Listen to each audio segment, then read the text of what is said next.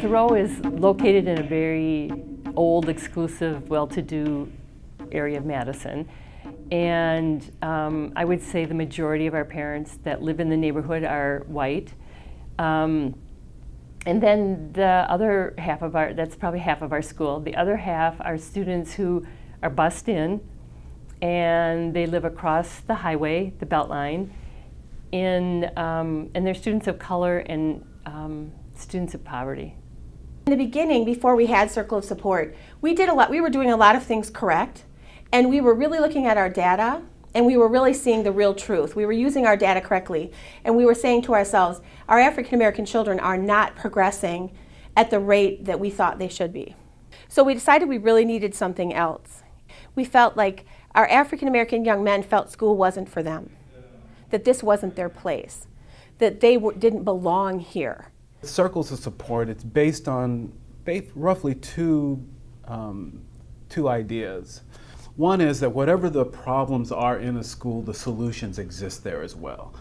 We fundamentally believe that. It's not about bringing in experts to solve your problems. It's about facilitating processes and developing relationships that will allow you to communicate and find solutions. The other thing is that it doesn't matter how much our boys are struggling, our students are struggling. It's not just about the boys, but any marginalized student struggles. And no matter how difficult it is for them in your school, or how difficult their lives may seem to be, there's somebody in their life that's making a difference. And when you ask them, it's a lot more people than you think. You gotta work. School is about hard work. Come on, hard work. For myself, being a volunteer and coming through a volunteer, it provided me with a framework and an opportunity so that I could be help and do something positive to change and not just see the problems we have, but actually have a means to a solution.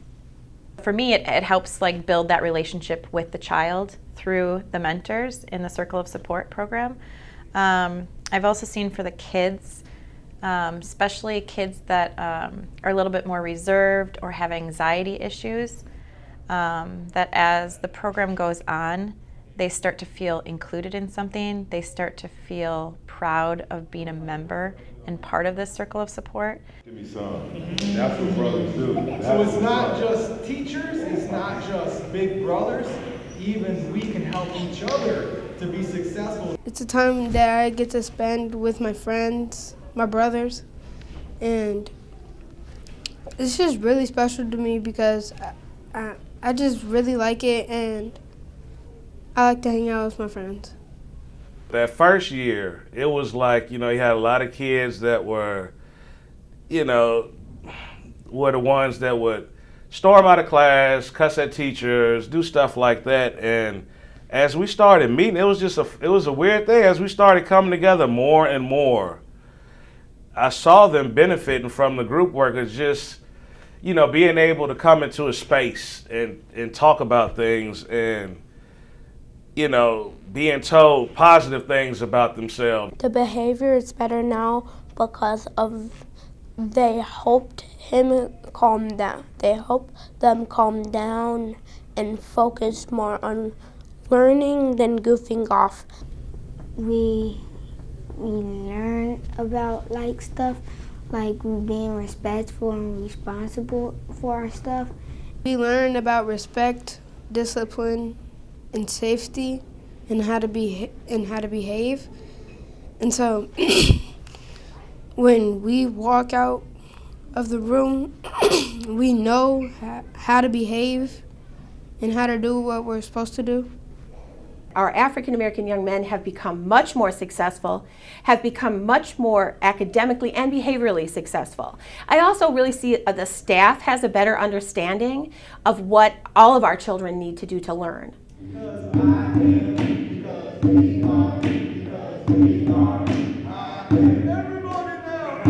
We have family engagements with the intent to reconnect families with the school, because for whatever reason, many people of the community don't feel like schools are here to educate children. They aren't here for all of us. And so there's this definite us and them, and you'll hear it reflected not only from the children, but that's also in the home. And so the family engagement, the mission is to bring parents back in and empower them that this is their school, to help them, not give them a voice, but to facilitate them in using their voice. You can't make transformational change without being vulnerable, without taking risks, without allowing yourself to accept the help of others, and quite frankly, without allowing those who are most impacted by the issue, and in this case, it's the boys and their families, to be at the center of helping to develop and find a solution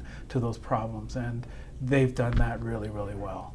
I think the future of Circle of Support is endless. I think that this program at this school has shown that children, when they see that school is for them and they see that there are people there that are pulling for them that they can relate to, it increases their engagement, it increases their motivation, it increases their self-confidence. And ideally, I would love to see this translate to, circles of support, not just for young African American men, but for all of our minority groups, especially for females too. Imagine if that circle of support was at the middle school, how successful those boys could be to prepare them for high school. How about at high school to prepare them for the career and the real world? So I think this is a great first step, but I think it's, we have to keep it going. We have to keep the momentum going because these boys need us.